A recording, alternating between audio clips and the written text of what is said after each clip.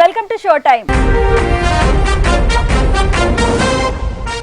RD Burman అంటే Hindi songs కి ఓ library లాంటి మ్యూజిషియన్.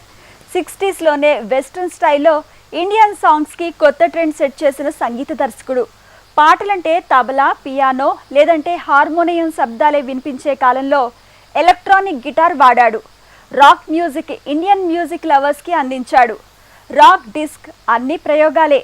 అలా అని మన సంస్కృతి దూరంగా కాకుండా భారతీయత వినిపించేలా ప్రతి పాట స్వరపరిచాడు. బెంగాలీ జానపద సంగీతాన్ని బాలీవుడ్ సంగీతంగా మార్చి మ్యూజిక్కి ఓ బ్రాండ్ అయ్యాడు. ఆర్డి బర్మన్ మ్యూజిక్ లవర్స్కి తానెవరో పరిచయం చేయనవసరం లేని పేరు. ఈ తరానికి కూడా కనెక్ట్ అయ్యే ట్యూన్స్ 60sలో ఇచ్చిన సంగీత దర్శకుడు. అసలు పేరు రాహుల్ దేవ్ బర్మన్.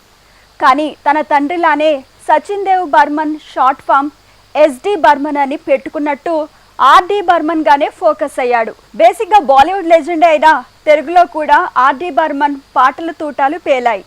80sలో రాఖీ, చిన్ని కృష్ణుడితో పాటు 1990లో అంతం మూవీ కూడా సాంగ్స్ కంపోజ్ చేశాడు.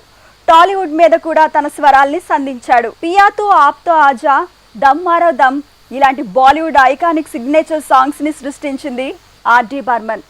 కెరీర్లో 1960 నుంచి 1991 వరకు 30 ఏళ్ళు 330 సినిమాలకు సంగీతాన్ని అందించి బాలీవుడ్ సాంగ్స్ అంటే ఇవే అనేంతగా ఓ బ్రాండ్ క్రియేట్ చేసుకున్నాడు music legend RD Burman. RD Burman hits అనగానే 60sలో వచ్చిన చల్తీ కా నామ్ గాడి, కాగజ్ కా పూల్, తేరే ఘర్ కే సామ్నే, జిద్ది, గైడ్, తీన్ దేవిన్ సినిమాలే గుర్తుకొస్తాయి.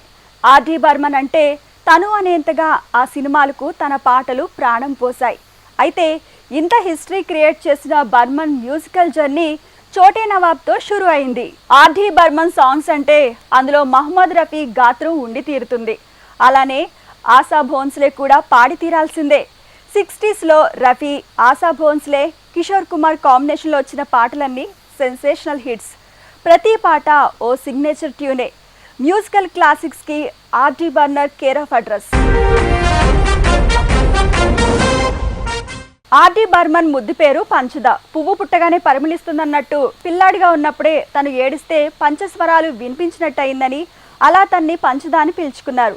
పేరుకు తగ్గ ఫలితం తను కంపోజ్ చేసిన పాటలతో చూపించాడు ఆర్డి బర్మన్. ఆర్డి బర్మన్ సితార్ని ఉస్తాద్ అలీ అక్బర్ ఖాన్ దగ్గర, తబలను సమతా ప్రసాద్ దగ్గర నేర్చుకుంటే సలీస్ చౌదరి దగ్గర శిష్యరికం చేశాడు.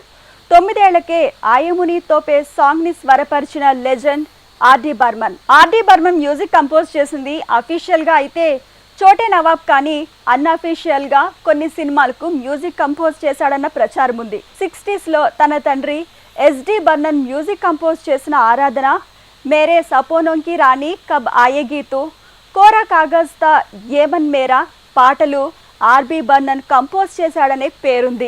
ఆర్డి బర్మన్ మ్యూజిక్ కంపోజ్ చేసిన సినిమాల్లో బ్లాక్ బస్టర్ హిట్స్లో ఎక్కువ శాతం రాజేష్ ఖన్నా చేసిన సినిమాలే.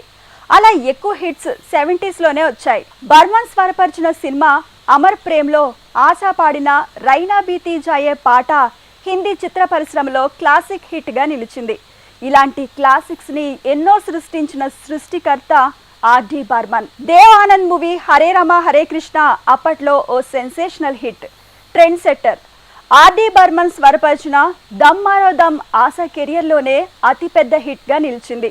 నిజానికి ఆ పాట సినిమాను డామినేట్ చేస్తుందనే భయంతో డైరెక్టర్ దేవ్ పాటను కొంత మాత్రమే సినిమాలో పెట్టారు. బుడ్డా మిల్గయా సినిమా రొమాంటిక్ నెంబర్ రాత్ కాలి ఏక్ వాబ్ మే పాటే కాదు, అన్ని పాటలు అప్పట్లో ట్రెండ్ సెట్టర్స్. కర్వన్ సినిమాలో హెలెన్ మెర్సిన సాంగ్ పియాతో ఆప్తో ఆజా బర్మన్ కెరియర్లోనే ఆటం బాంబులా పేలింది. తన కెరీర్లో ఫస్ట్ ఫిలింఫేర్ నామినేట్ అయ్యేలా చేసింది. ఆర్డి బర్మన్ ప్రతి పాట మనసులోకి దూసుకెళ్లే తూటాని. అందుకే బాలీవుడ్లో 60s నుంచి 90s వరకు 30 ఏళ్లు బాలీవుడ్ని శాసించాడు బర్మన్. ఆయన స్వరపరిచిన సీతా ఔర్ గీత, రాంపూర్ కా లక్ష్మణ్, మేరే జీవన్ సాథీ, బాంబే టు గోవా, ఆప్నా దేశ్, పరిచయ్ మ్యూజికల్ హిట్లే.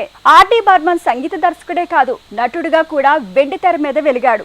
కాకపోతే ఒకే ఒక్క మూవీలో గెస్ట్ అపీరెన్స్ ఇచ్చాడు. 1965లో మహమ్మద్ తీసిన బూత్ బంగ్లాలో అతిథి పాత్రలో నటుడిగా కనిపించాడు. ఆర్డి బర్మన్ మ్యూజిక్ కంపోజ్ చేసిన ఇజ్జత్ ఓ మ్యూజికల్ సునామీ. తన కెరీర్లోనే పాటలు తూటాలై పేలిన మూవీ. కాకపోతే అంతగా ఆడలేదు. విధి వినోద్ చోప్రా పరిందా మూవీ కూడా అంతే.